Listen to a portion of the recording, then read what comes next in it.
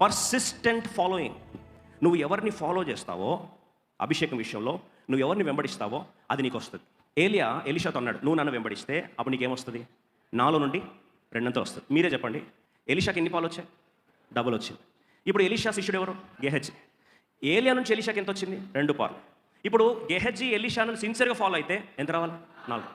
What a golden opportunity కదా. నయమానేమో ఎలీషాను follow అయ్యాడు. నయమాన్ ఉన్న కుష్ఠం ఏమైంది? పోయి అభిషేకాన్ని పొందుకున్నాడు. Yes or no? ఇప్పుడు నువ్వు గెహజీ ఏమో ఎలీషాను ఫాలో అవ్వాల్సిన ఎవరు ఫాలో అయ్యాడు? నయమాను ఫాలో అయ్యాడు. బాగున్నాడు. నయమాను ఫాలో అయితే నయమానికి ఏముంది? కుష్ఠ ఉంది. ఇప్పుడు ఈయన ఏం పొందుకున్నాడు? కుష్ఠ పొందుకున్నాడు. నువ్వు దేన్ని ఫాలో అయితే నీకు అదే వచ్చునుగాక. ఈరోజు డబ్బు వెనుకలు తిరగడం మంచిది కాదు. గెహజీ దేని వెంబడి తిరిగాడండి? డబ్బు వెనుకలు తిరిగాడు. చివరికి ఏం తెచ్చుకున్నాడు? ఫాలోయింగ్ ప్రాబ్లం రా ఇది. ప్రాబ్లం ఏం ఫాలోయింగ్ ప్రాబ్లం? నువ్వు ఎవరిని ఫాలో అయితే నీకు అది వస్తుంది రా అన్నాడు. Be careful what you follow.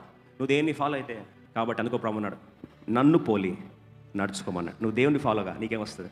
గొర్రెలు ఎవరిని ఫాలో అయితే అండి? కాపరిని ఫాలో అయితే. కాపరి గొర్రెలకు ముందు వెళ్తాడా వెనకాల వెళ్తాడా? ముందే వెళ్తాడు. గొర్రెలు దాన్ని ఏం చేస్తాయి? ఫాలో. ఎప్పుడైతే నువ్వు దేవుని ఫాలో చేస్తావో నీకేమొస్తుంది? అభిషేకం వస్తుంది.